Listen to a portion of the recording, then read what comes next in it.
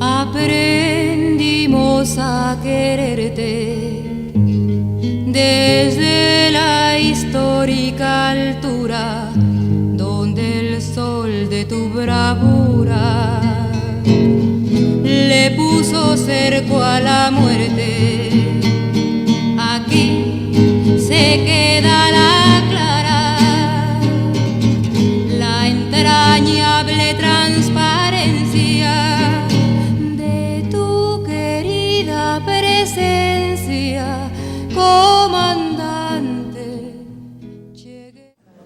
Hi, good evening. My name is Alessandra Moctezuma and I'm the gallery director here at Mesa College, and I also teach the museum studies class. And welcome to Favianna Rodriguez's lecture, and thank you so much for coming to see her show. First of all, before I introduce Favianna, I wanted to thank everybody that helped put together the exhibit. I wanted to thank Cesar Lopez for bringing Favianna to my attention so that she could come and have a show here at Mesa. I want to thank also the Chicano Latino Heritage Committee that helped fund the exhibit and also organized all the other events, including Favianna's lecture yesterday.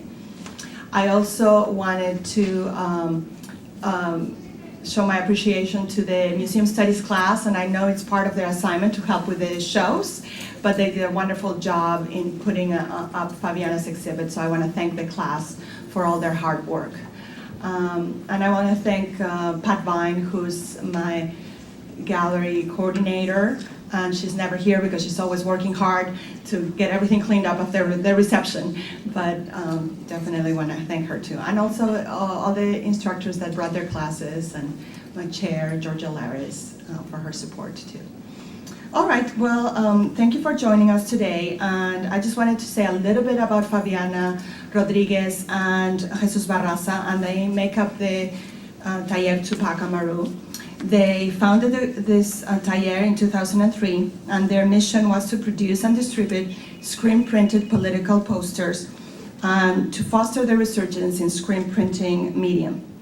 The two founders actually learned printmaking from master printers here in California, Jose Alpuche from Self-Help Graphics and Juan Fuentes from the Mission Cultural for Latino Arts in San Francisco. The taller has printed over 30 posters in the last 2 years for community grassroots organizations throughout California.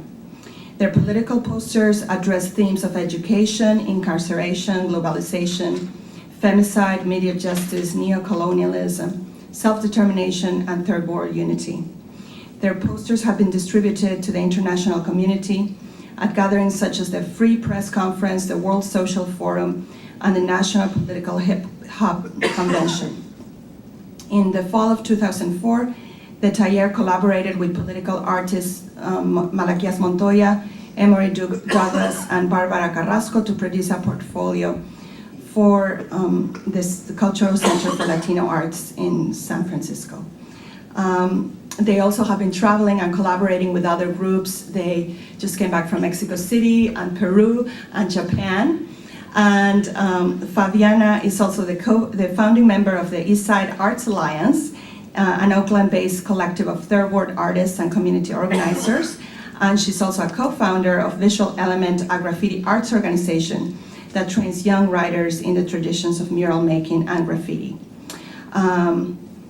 They also work together in and own Tumis Design, a multi-service technology and design firm that creates advanced graphics and web technologies with a social consciousness.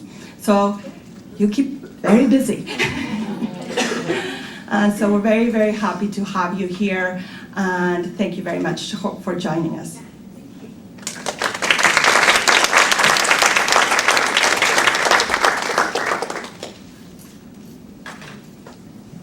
Hi everybody, and thank you for hosting myself and my partner Jesus Barraza.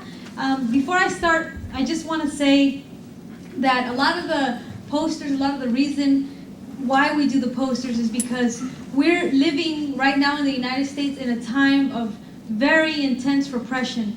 I mean, the media companies, every single media company you can think of, Fox, MSNBC, Disney, are all owned collectively by 3 media companies. And those 3 media companies have given money to Bush's presidency. And among those 3 media companies, companies like Clear Channel have put out statements that prohibit Clear Channel stations from playing anti-war songs. Vice President Dick Cheney issued a statement that prohibited media stations from showing dead soldiers coming in from Iraq, which is why you don't see any kind of coverage of casualties, is because it's a CIA mandate not to show that. And so many people are uninformed when it comes to really what is the cost of not just war, but what's the cost of having corporations just completely uncontrolled. I mean, there's places in South America where corporations are trying to privatize water, one of our very basic rights. Corporations are doing things like union busting, affecting even the very food we eat, the very water we drink. And so really what our role as artists and what we envision our role to be is to set an alternative message and to expose and to discuss a lot of these things that are happening, because we feel that it's our right to have access to not just clean water and safe streets and good food, but also that our children are able to go to schools and they don't have to get into these financial debts because the country decides to go to war instead of funding education and taking care of people's needs here. And so that's a lot of the what informs our work and the reasons that we decide to do a lot of the political posters, because we see it as a need and we see it as a responsibility as artists.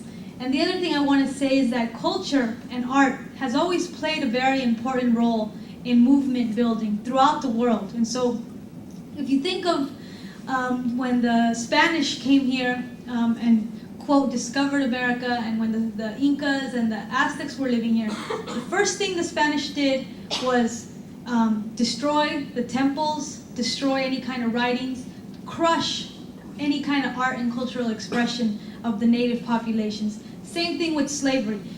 They were not allowed to speak their language, they were not allowed to practice their customs, sing their music.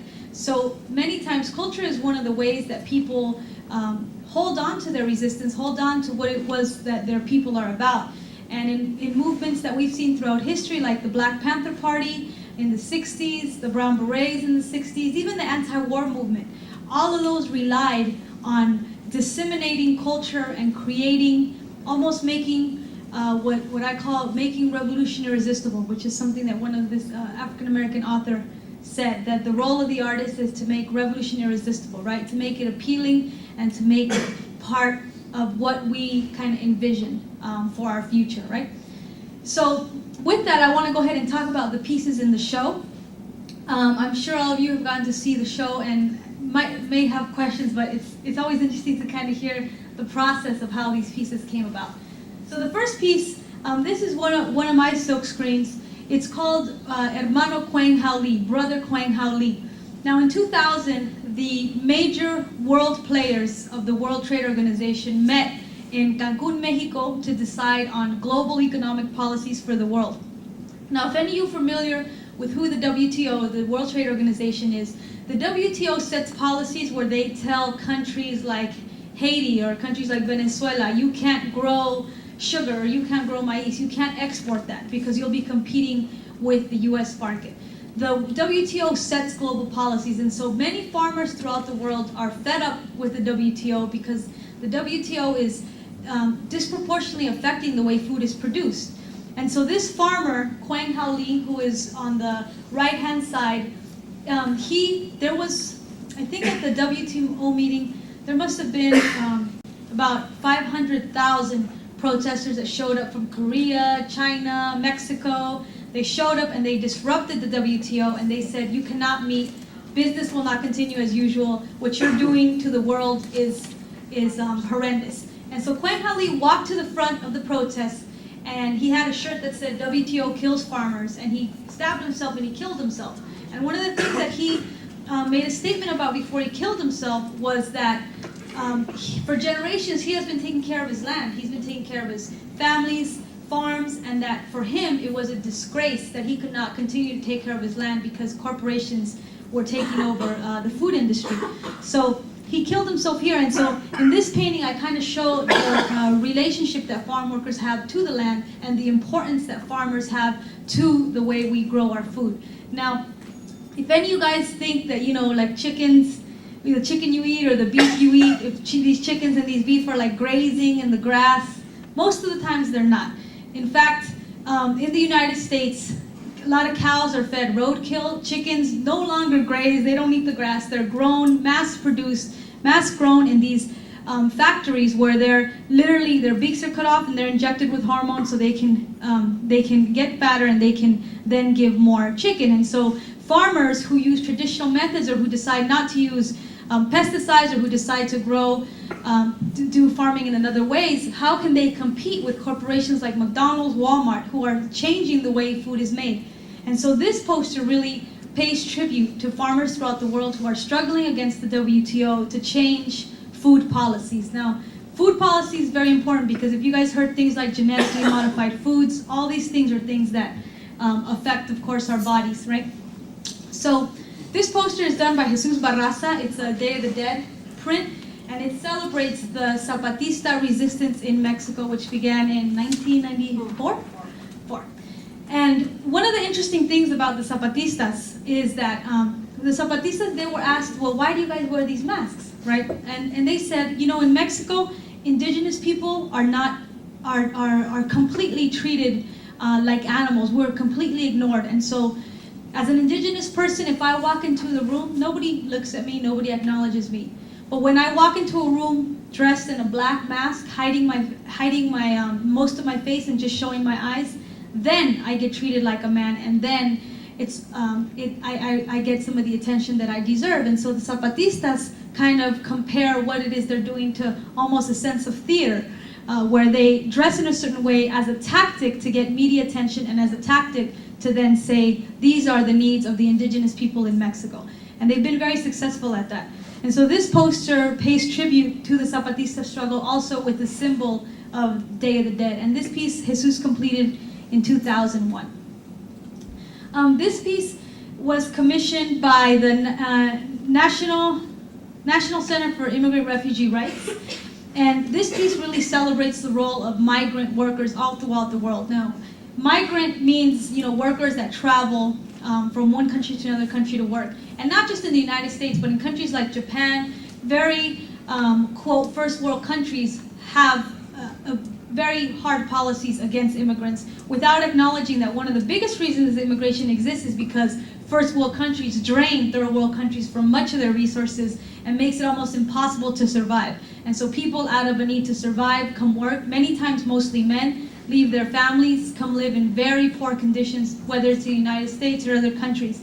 And so this poster celebrates the role of immigrants and celebrates their contributions. You have the mother with her son, you have the hard laborer who works in mining or might work building railroads, and you have the blue-collar nurse worker. And here I tried to combine the rural with the city because immigrants are everywhere. I mean, immigrants are Utah, Indiana, wherever you go, you'll find immigrant workers.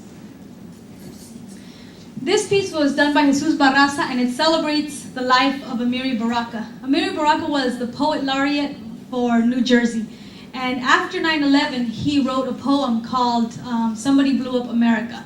Now, the poem was so controversial that New Jersey took away his poet laureate status and really kind of ousted him. And Baraka was one of the fathers of the Black Arts movement. He was one of the ones that really kind of recognized that Black arts was very important and essential in creating a positive Black identity. He was instrumental in creating institutions. And so this poster celebrates his life as a poet, and we did it for, Jesus did it for his birthday. This poster is a poster that I did celebrating and honoring what the role of the political poster artist is today. Now, back in the day, you know, I would say even 10 years ago, you could put up posters throughout the street, and it was, you know, it was part of free speech. But nowadays, we paste posters and you can get as much as a felony for destroying private property, right? But it's also a way to kind of silence. And so this poster talks about the role of design in creating a democracy. And this actually was a conference. And so this poster, what I did is Jesus took a picture of me putting up a poster, and we kind of played with it, manipulated it, and this became a poster to talk about posters throughout the city as a way to have democracy. This poster is a poster by Jesus Barraza. It celebrates the life of Corky Gonzalez, who was a Chicano, one of the leading kind of Chicano political activists who recently died. I think he died this year in 2005. And Corky also, we have people who are, writers, reporters, artists who are very instrumental in forming what is called the Chicano identity, right? And not taking it beyond just, saying I'm brown, but also discussing it as a way of life, talking about the history, everything from invasion to what happened here in the United States. Many people don't know that Chicanos here in the United States were even lynched at one time. Chicanos also had to go to separate schools, and so a lot of that history has come out to the forefront thanks to the struggles of people like Corky Gonzalez. This poster was a poster I did in 2000 against gentrification. And this poster was done in collaboration with a group in Los Angeles called Figueroa Corridor Coalition for Economic Justice.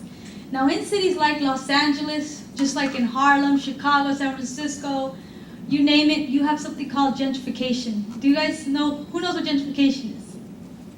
Okay, well gentrification is the name that they give to the, I have to go back in history. Okay, at one point when a lot of the industrial jobs were still here in the United States, many poor working class, predominantly people of color, settled in the cities because that's where the industrial work was. You had labor, these places like Chicago, Detroit become kind of hubs, and the working class settled it, and you had a concept called white flight, which is where a lot of more affluent white families moved out of the poor cities into the suburbs. And so this was happening, up until around the 80s. And so what happened then is that these communities created their own kind of ethnic communities. So you have that were also created out of a political battle. So places like Harlem, where Malcolm X would speak, kind of became a black hub of artistic and cultural life in New York. Places like the Mission District in San Francisco became a very Latino Mexican neighborhood out of the need for people to kind of congregate, because at that time you still had things, you didn't have segregation, but you still had violence among, against certain communities. And so that phenomenon happened in LA, it happened in places like San Francisco, Chicago, and so a lot of those centers, those kind of ethnic neighborhoods became so kind of lively that in the, I would say, early 90s, they started to attract the attention of developers. And with kind of the whole .com explosion, you had people building lofts in a lot of these poor neighborhoods, and what at one time would cost you maybe $350 rent, all of a sudden, almost overnight, would cost $1,000 rent. And so think about what that does to the economy of a neighborhood where, the housing prices within a few years suddenly go up, and you have these mass development of lofts. You have development of, high-priced coffee shops, more high-priced gourmet diners in neighborhoods that were once kind of nobody would dare to walk into. That concept is called gentrification, and it's happening throughout the United States, where cities, you hear of ex-President Clinton moving into a place like Harlem, where that was unheard of. And so gentrification also affects poor people, because poor people then have to move out because they can no longer afford to live in their neighborhoods. And many times now what you're seeing is that poor people are leaving the cities and going into more suburbs where house prices are lower. And so this poster says stop the eviction, because another key thing that makes gentrification work is that because a lot of these people are renters and they don't own their home, the rent increase, before you had rent control, a lot of rent control laws in cities, the rent increase is ridiculous, and so families are forced out.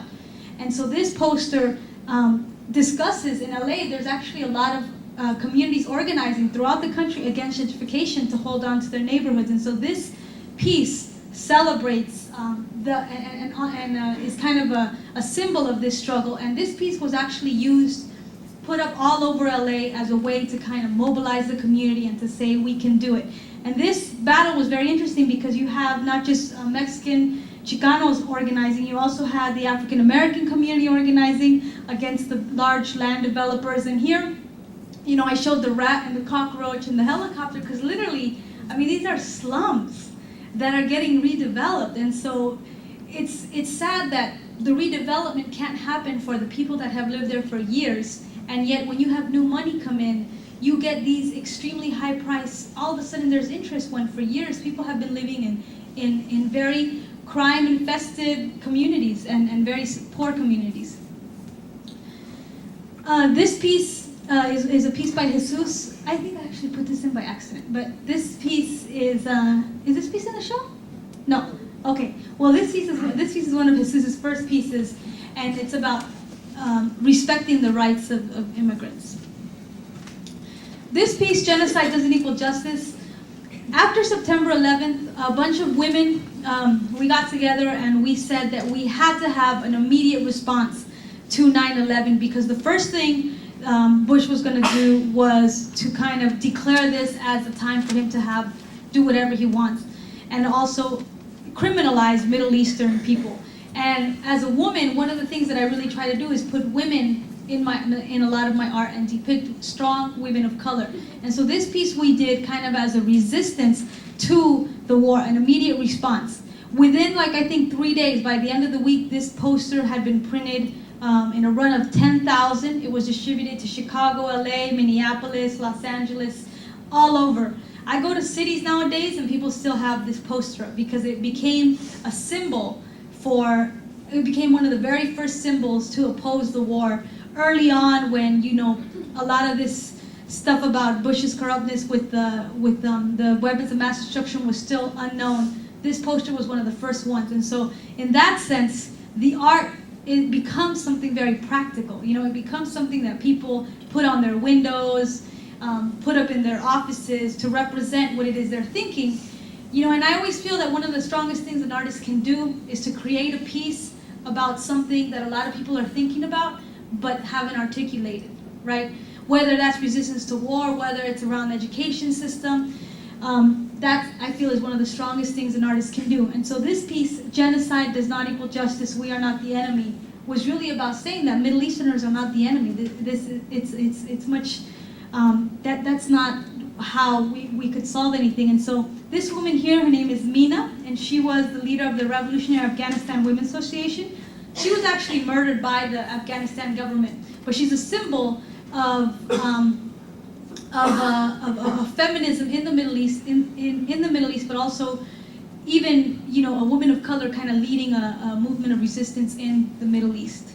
Her name is, oh God, I forgot her last name, but her first name is Mina. There's a book about her if you're interested. This same poster, we did it right that same week as well because we wanted to have a statement that women of color made against the war.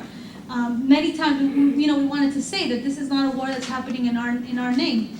I incorporated the symbol of a woman. Of course, I showed the world. I chose to put Africa, of course, in the middle as a statement of empowerment, and just show kind of that there is, early on, was already opposition immediately to Bush's what he was saying about the war.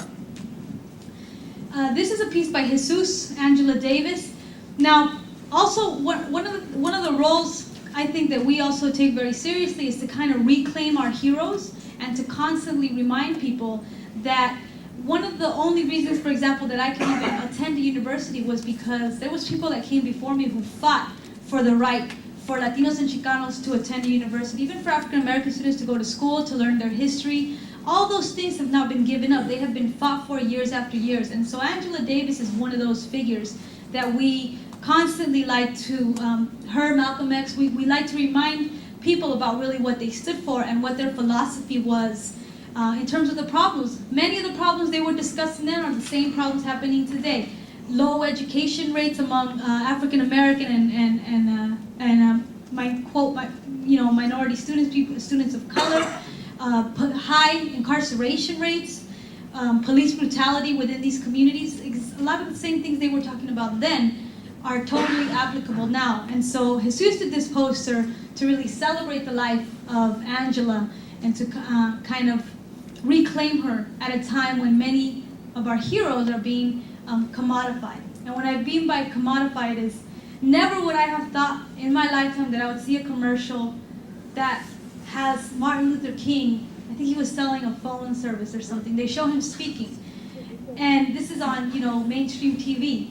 Martin Luther King, Malcolm X, these were at one point enemies of the state. I mean, the government really called these people crazy radicals, things like that. And so for them, for corporate America to then take these symbols and then kind of create something for the purpose of selling a product, I think is really takes the politics out of a lot of these leaders.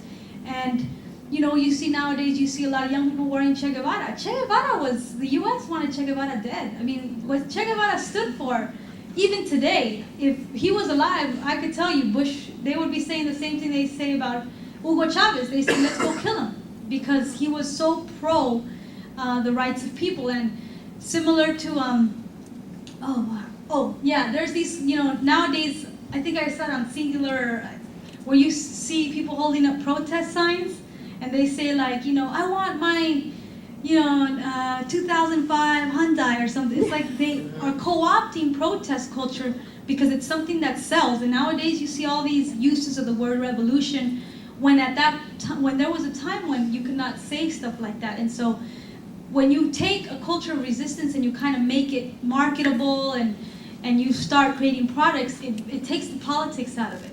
And so one of the things Jesus and I take very seriously is how to put the politics back into it and inform who these people were, what kind of things Malcolm X was saying, what he was talking about in terms of reparations for the black community, things that still carry over today.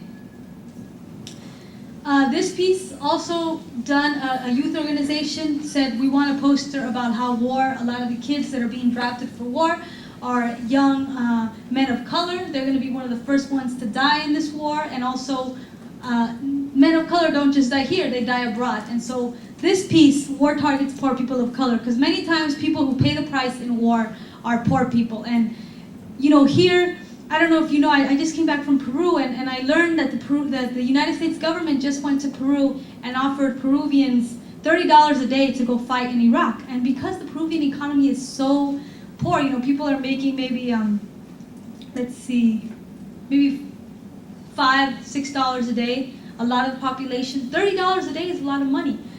And so they're sending Latin American men to go fight this war. And it was just amazing to me that poor people all over the world are going to fight this war, that many people here in the United States are opposed. In the United States, the feelings about this war are changing every day, so much that I think the military is at an all-time low. I was reading reports that they're even hiring some of the most hippest kind of ad agencies to try to reach out, to young men of color. I mean, in high schools also, in a lot of the poor high schools, you have things like JROTC, where, when I was growing up, when I was in high school just a few years ago, a lot of the more affluent communities, the parents organized and they refused the military to do recruitment in their schools. But of course, in poor communities, that's not always the case. And so you have young men of color going to war because as also economic way out,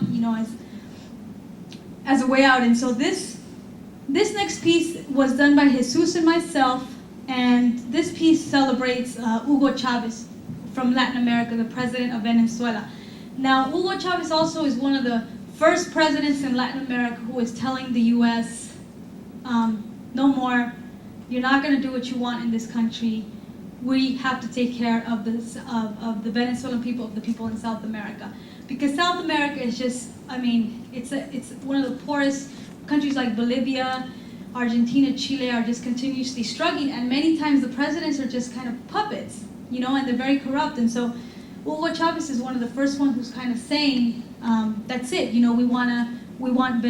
have oil, Venezuela has oil, and we want to provide oil in the American market, and we're going to do it because we need to support it's not just about North America. We have to start supporting the poor communities in South America. And so this poster celebrates his life, and in Spanish it says, "A step forward for Latin America."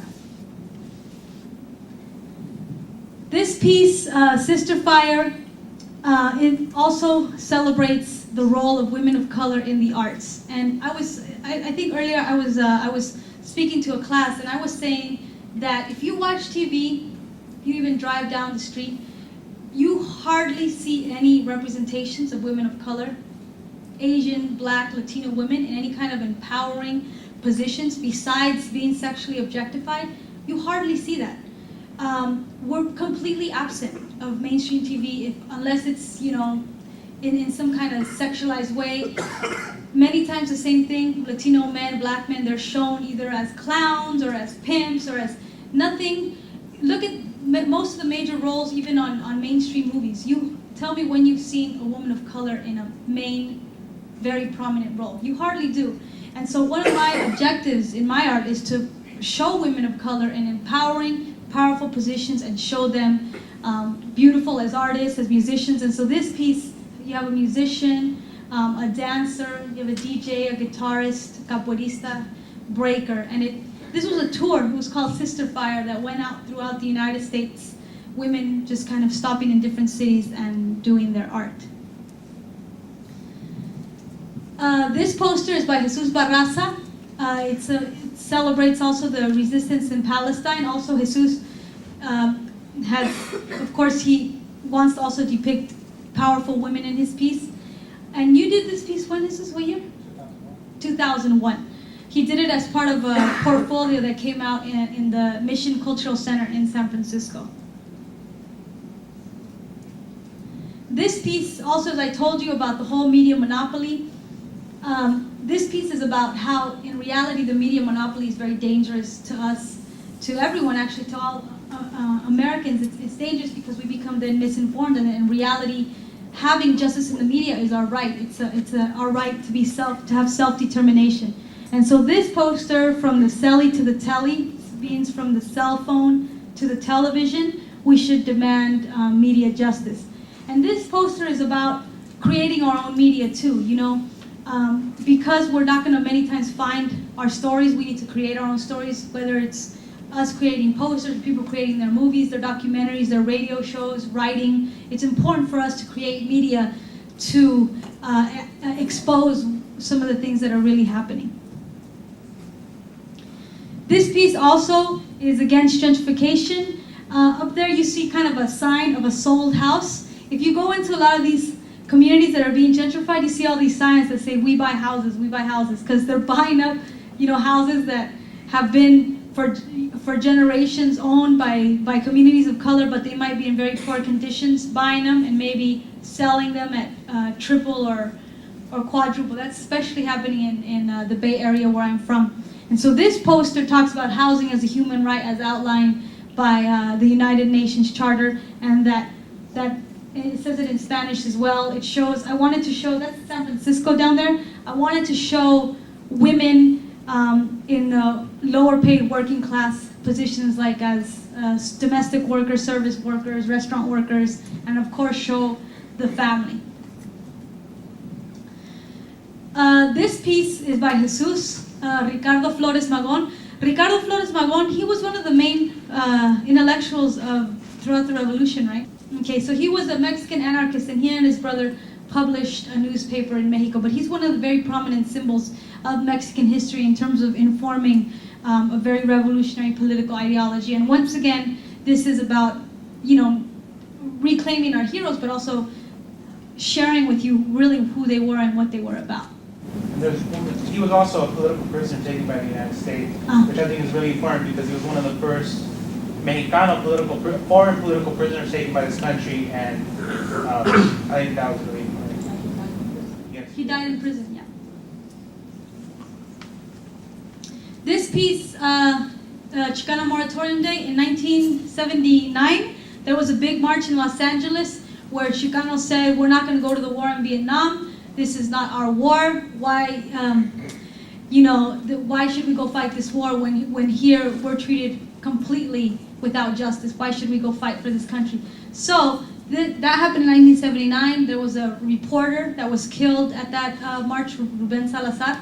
And so this, every year in San Francisco, they celebrate Chicano Moratorium Day. And so this was done for the 24th annual Chicano Moratorium Day celebration in San Francisco. And here I did something a little bit more loose, depicted a guitarist to kind of show the celebration.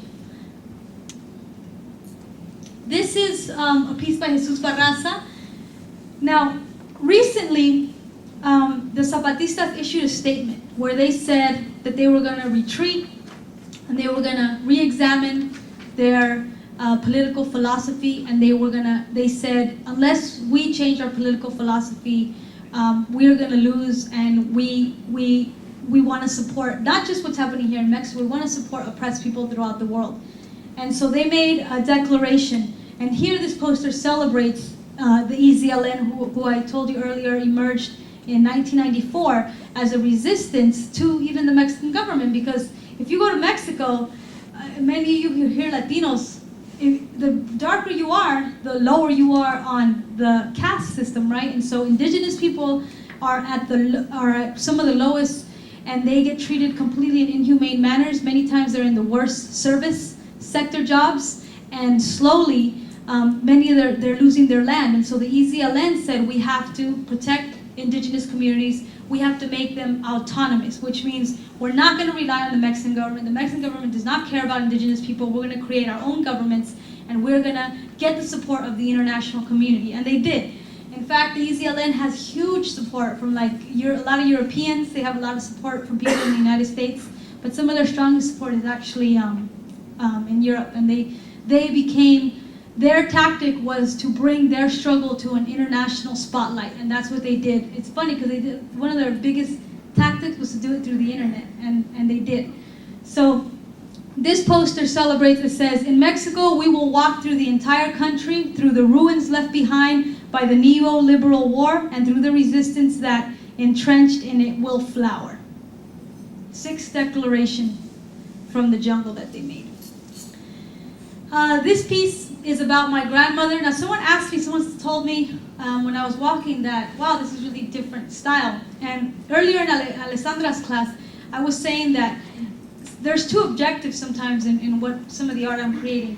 When I'm doing the posters, my objective is that someone walking down the street can just look at it and be like, oh wow, interesting. It's a quick read. Many times through the posters, I'm trying to educate the viewer about what a certain issue is about, trying to make a statement. I want to reach out not just to English speakers, to Spanish speakers, sometimes even to speakers in Korean, and so I incorporate sometimes 2 or 3 languages. And so the posters have a certain kind of aesthetic, if you notice. They're very direct, very clear, the colors are very bold, and that's because my objective is to not necessarily create a beautiful, fine work of art that's going to go in a gallery, but to create a piece of art that people can see and be like, oh wow, that's true, the poster says that, that's actually true, and I'm going to find out more, look at the organization, maybe get active. This piece, on the other hand, was something that I did as I was mourning the death of my grandmother, and it's more of a personal piece, and I just kind of did it to celebrate what my grandmother meant in my life. And so here I show myself, and I show kind of the roots, right? And my grandmother was a black woman in Peru. Now in Peru, just like to be indigenous is one of the worst things, to be black is considered one of the worst things. And so my grandmother was treated, of course, the man who got her pregnant with 3 children never married her because it was, below him, he was more of a mestizo, which is more of a Spanish Peruvian man. And so my grandmother had 3 children with him, but she was not allowed to raise them. He took them, raised them in his house, and my grandma told me every day she had to go visit her children, and every day she had to come back home without her child. And so, they grew up super spoiled. They grew up in the elite classes of Lima, and my 2 uncles, became alcoholics. But my dad, because he was darker, he was sent back to my grandma, while my 2 uncles kind of lived in the rich life of belonging to an elite family in Lima. And my uncles became alcoholics, and one of them died of cirrhosis. And so here I show her kind of mourning that. and mourning that she couldn't be there to raise her children with the values that she wanted. And as a result, from the age of 14 to now, one of my uncles still, is an alcoholic. And here I showed her very dignified, of course, before she died, and very beautiful. But always, I wanted to represent kind of the symbols of nature, which to me, the tree of life represents and reminds me of her very much. This piece, also by Jesus Barraza, celebrates Ramona, who was one of the female is one of the only female commanders of the EZLN. This piece says, we are all Ramona, really saying that as women, we can all be leaders, we can all lead the struggle. If you notice, there's a few pieces that I do. One about the Zapatistas, and two about Palestinians. I've felt really strong about these two issues for a long time. And actually, this is where your mentors come into play, because one of my mentors is a poster maker from San Francisco. And he taught me a little bit about what was going on in Palestine. I had some knowledge of what was going on in Palestine with the Intifada and Jewish taking over when basically Israel became a state, and Palestinians kind of got kicked to the curb, and all this happened.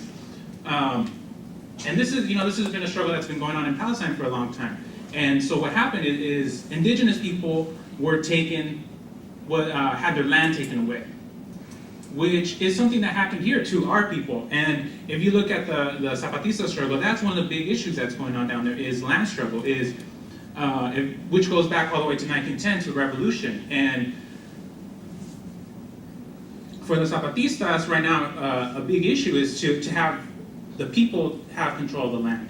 And that's something that's going on in Palestine, is to have people control the land, the people whose ancestors lived on that land, for them to have control. And I know Palestine, that's a really big issue, but to me it's a really important one to make the connection with, one, the Zapatistas who are struggling for a land base, and with Chicanos, with Mexican people who, and not just Mexicans, but Latinos all through the Americas, to make the connection that we are both oppressed people who have had our land taken away and are now living as second-class citizens in our ancestors' land, which is a really big deal, because for us, we've gone through a process of colonization that spanned over 500 years. And if you look at Palestine is going through that process right now. They're fighting to get their land back. And for me, as a Chicano person, I found it a big mission in my life to make sure that that's a struggle that's out there, that people know about, that people know that there is a people out there who are struggling to get their land back. And that's, more importantly, for me, it's very important to have my people, Chicanos, know that there's other people right now who are going through this struggle that we've been going through the past 500 years. And I just want to say that because I think that's one of the most important things in the art that I make is one is that connection between the indigenous struggles that are going on in Palestine and in Chiapas. And yeah, that's pretty much it. Cool, so with that, I want to go ahead, Chuy, why don't you stay up here, and open it up to questions or comments. I have a question. In your opinion, do you think that you're saying that the whole war, I understand where you're coming from as far as the war is concerned and the minorities going and fighting the war. Do you feel that minorities that actively enlist in the military but still at the same time hold on to their cultural values are in a way being hypocritical? No, I think that the truth is that the military is it's a reality that many people choose to go to the military, whether it's because they want, a lot of my students, for example, that dropped out are now considering the military as an option because, they want to go to college or something. It's a reality that is an option for many people that many people take, The thing is, though, it's also important to look at the rates of how many poor working class people enlist and also what the effects of the war are.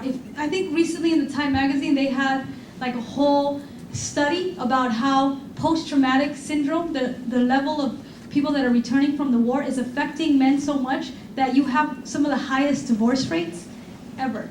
within military families, and how that's also affecting not just, of course, the spouses, but it's affecting the very backbone of families who are supporting their loved ones. And so I think that's an important thing to consider. I don't think it's being hypocritical at all, because the truth is, if people decide to go to the war and that's what they want to do, to me that the issue is not about the soldiers. The issue is more about the government that makes the decisions to have a war there, even when the popular sentiment is not necessarily going in that direction, even when there's very important issues about what's been motivating this war. As you guys are all looking at the news, there's a lot of things that are coming out that kind of that protocol was not followed to actually go to this war, and that a lot of things are now coming out that says, hey, was this, at one point they say there was missiles and weapons of mass destruction, and there's really not, or they thought that Al-Qaeda was in Afghanistan. And so these things are very crucial when you're sending people to go fight a war. You can't just say, I think there's weapons of mass destruction. So I don't really have a judgment for or against soldiers. I think I have more of an opinion and a judgment when it comes to the decisions that are made in this government to support a war, at the same time that schools are at an all-time low. I mean, the education system here in the United States is at an all-time low. If any of you try to get financial aid, you will see that the grants available, the stuff you didn't have to pay back, has completely decreased. And now all of you who have to go, working class people who have to go to school, are getting loans that they're going to have to pay back at very high rates. Why? Because the money is going to fund a war instead of having to fund education or very basic needs, as we saw with what happened with Katrina, that basic needs for people here don't get met. There's almost like a disbalance. And so I would say that a lot of the stuff we do is against war, but it's also against, it's questioning the decisions that are made in a government that chooses to go to war. Do you think that, in a way, if you're not approving of the war, then you're not approving of those people that support the war? Because I'm a sergeant in the Marine Corps, and when people say that they're against the war, but they're for the soldiers, or they're for the Marines or the sailors, it's the same thing. Because we've signed away our lives to basically say that we're giving you the right to do whatever you do or say whatever you say. And to support the war is also to support us, and vice versa. You can't have one without the other, because we're saying, yes, we're willing to do whatever the government says, because that's what the government says. And we're doing it because there's other people that don't want to, and whatever. I mean, everybody has their own right to whatever. But it goes hand in hand, and if you tell another soldier, another Marine or sailor, whatever, we don't support the war, but we support you, it's the same thing. It goes hand in hand. On that note, I just have something to say on that point. It's not necessarily that people who don't support the war they don't support the people who are dying there. They don't see it's people dying there that we support. It's people that necessarily have to go into this war that we support, but we don't support the war itself, what the war stands for. The people dying for this oil, the people dying for these elitist ideologies, it's not what we support. But we made that decision. We made that conscious decision, knowing that when we signed on that dotted line, we knew that there was a chance that we would die. And we made that conscious decision as men and women to say, yes, we are willing to do that, because there are other people that are not. I guess just kind of, going to like what you're saying, I feel personally, the way I feel is I question what this government, like you said, you've signed your life away to the government to say, hey, do what you want with it. Personally, I'm questioning the government and what they're doing with all these soldiers' lives, because I believe that the government does not have the best interests of the soldiers in mind when they're saying, we're going to go to Iraq and look for weapons of mass destruction. I believe that what they're sending all these troops on this mission to go secure the oil, and saying, hey, what we're doing here is we're going to go and try to create peace and democracy. And so I feel like the government is misleading soldiers and saying we're going to go do this one thing, but they have other personal interests involved in this war. And so to me personally, I feel that the government is doing all these soldiers wrong, because they're lying to them. They're saying, we're going to go and we're going to create democracy. No, we're going over there and we're getting ourselves cheaper rates on oil. We're making sure that when Hugo Chavez starts a revolution in South America, we have another place to go for oil, so we're not screwed. And keeping oil helps, control the democracy that they, keep us pacified with. And I think it's actually a positive thing that, normal citizens, people who aren't in the military, can support the soldiers, because you are signing your life away, but nobody came to me and asked, hey, as an American citizen, do you want to be in this war? You're going and you're, being recruited, or you're going and signing, but when did I get asked? I didn't, other people voted for this president, or, he's in office, but, I'm in this war, I'm having friends of mine die, I'm having my money taken away from the education system, and no one asked me. And so I think, military people should look at it as a sign of respect that despite the fact that I don't want to be there and I'm against this war, I can still respect what you're doing as something that you do believe in, or something that you had to do to support yourself. And I feel like there's more to this war that is being spoon-fed in the media to the mass population, and not even to the mass population, to the world. There's a lot of history that is being undercover for this war. That's been taking place since, the parents of this president, and before, when he was vice president or whatever. There's an agenda that is not being, that is there. The history and the facts are there, but they're being suppressed. So I think that soldiers are being spoon-fed the wrong information. On the topic of making things more expensive for, I guess, the minority groups who happen to be, lower income overall and everywhere, all the cities and everything like that. I think that on the flip side of things, supposing it is over there just for oil, I'm not going to take a position on whether it is or not, but supposing it is, brings the cost of oil down, and I think gas prices are something that hit everybody overall. So I think it would make things a little more lighten the load on people who don't have much money to begin with. And when you've got places like the same idea, separate issues, you have places like the slums or wherever in San Francisco Mission District, for example, I live there too, and places in LA and Chicago. When the property value of those places goes up, anyone who owns that property, along with a lot of the surrounding areas in the Bay Area, Oakland's a big part of that, all the property values skyrocketed, and a lot of minorities owned those places because they were the only ones that would live there, and it was cheap enough to live there. So now it's actually benefiting the people who own property there, the people who have had families there for years and years and years. Now what they can do is they can sell the property for 10 times what they paid for it, move to Stockton, live in a 4-bedroom, 3-bath house, and still have some money on top of that to put their kids through school and everything like that. I guess the biggest issue goes both ways, I think, is what I'm going to say. Yeah, I guess the biggest issue with that is just that there are some people who are benefiting, but there's way more people who are just getting screwed over. Okay, in the back. On a different tip, I'd like to say that the pieces are really inspiring, and it provokes a lot of thought, like, what people are thinking right now. And me, as an average student, it makes me want to show it to more, more students and get their mind working and clicking it also. And I wanted to say that the pictures of the women in power is something that, I definitely like to see, because I have all sisters and a mother, and to me, it's like, I want to see women in power. So the pictures of the women in power is it's I believe it could be moving to people who see it. So I just want to say thank you for that.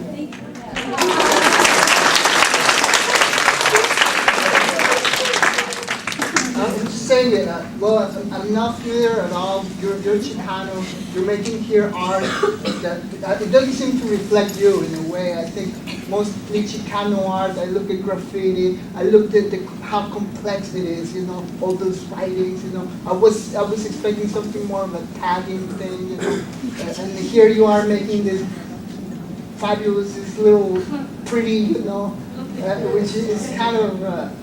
It's naive in a way, to make something, being who you are. I think you could be making great art, being a Chicano, making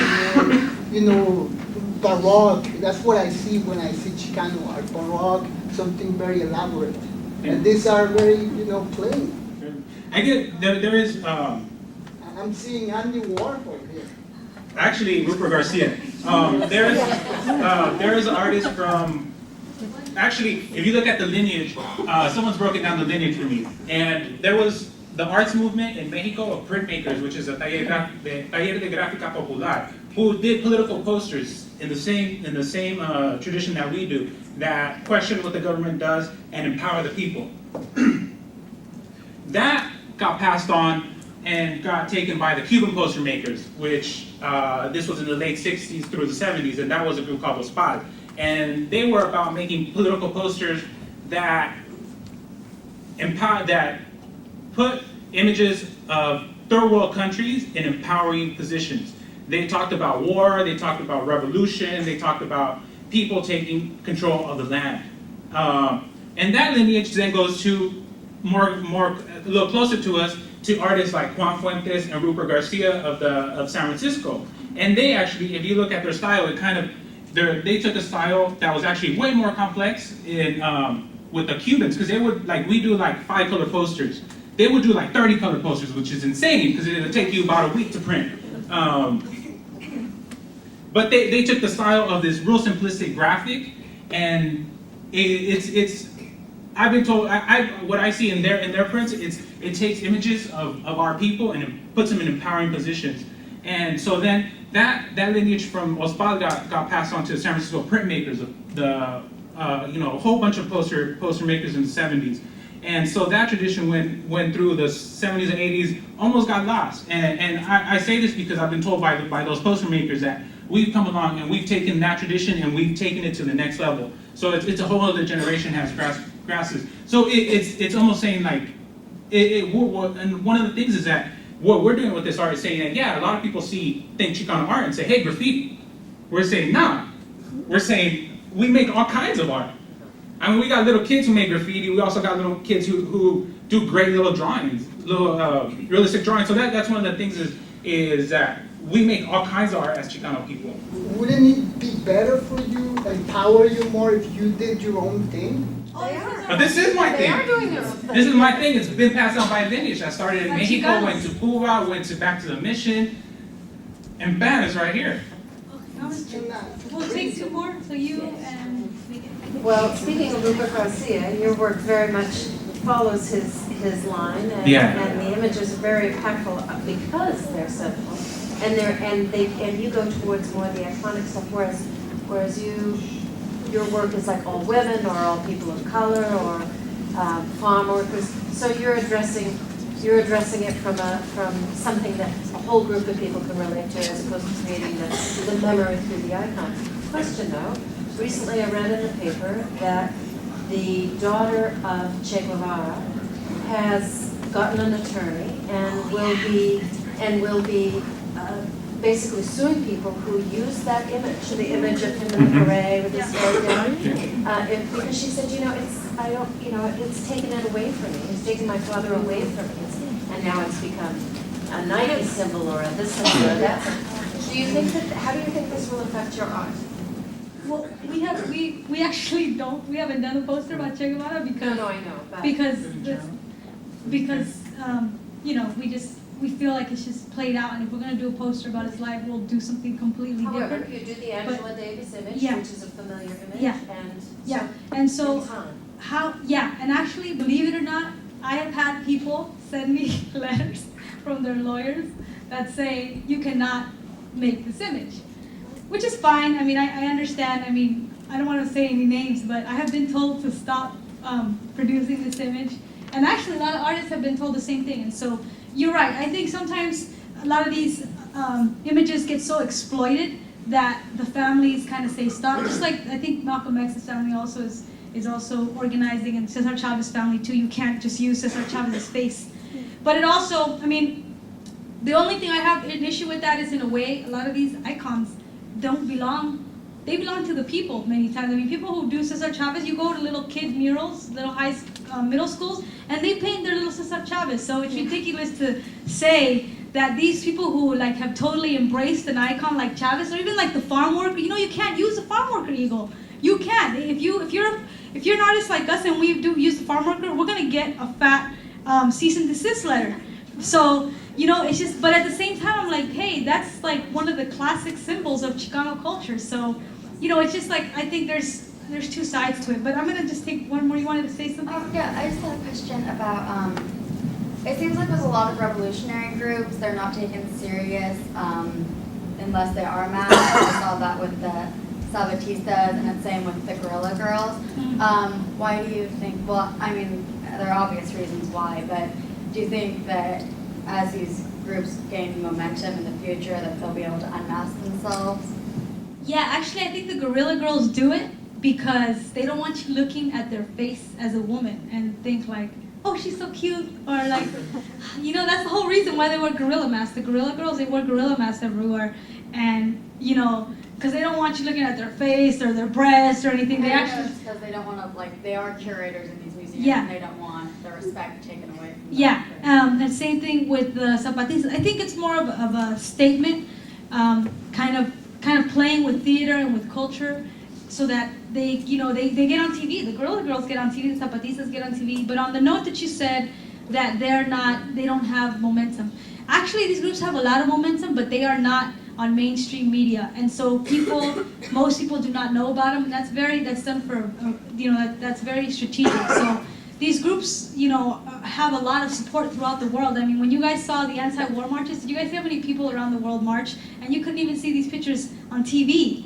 You know, I was at the RNC in New York when they named Bush the candidate. There was at least 500,000 people in New York every day. The city was shut down. And I asked my parents, I said, do you see this? And she said, no, there was a media blackout on it. And, you know, it was so to the point that Bush got interrupted so many times while he spoke. Dick Cheney got interrupted. It was like the presidential convention that most had flaws in it in terms of how many times people crashed it. I remember that when the Republican buses were driving by, a bunch of protests would just lay down in the street. It was just like mass in New York. You were like, wow, where did all these people come from? But you couldn't see it on TV, and so you would never know that there was actually a huge protest against Bush. But anyway, I think that I would really encourage you guys to do research on any of the topics that interest you, whether it be the environment or prison or, you know, prison reform or youth rights or anything like that, and to really see that there's a lot of these groups that are actually doing a lot of great work. I know you guys probably have a lot of questions, but I want to respect, you know, people's time, and if you have questions, please, Jesus and I are going to hang out here for a while. Go ahead and ask us, and thanks again for hosting us.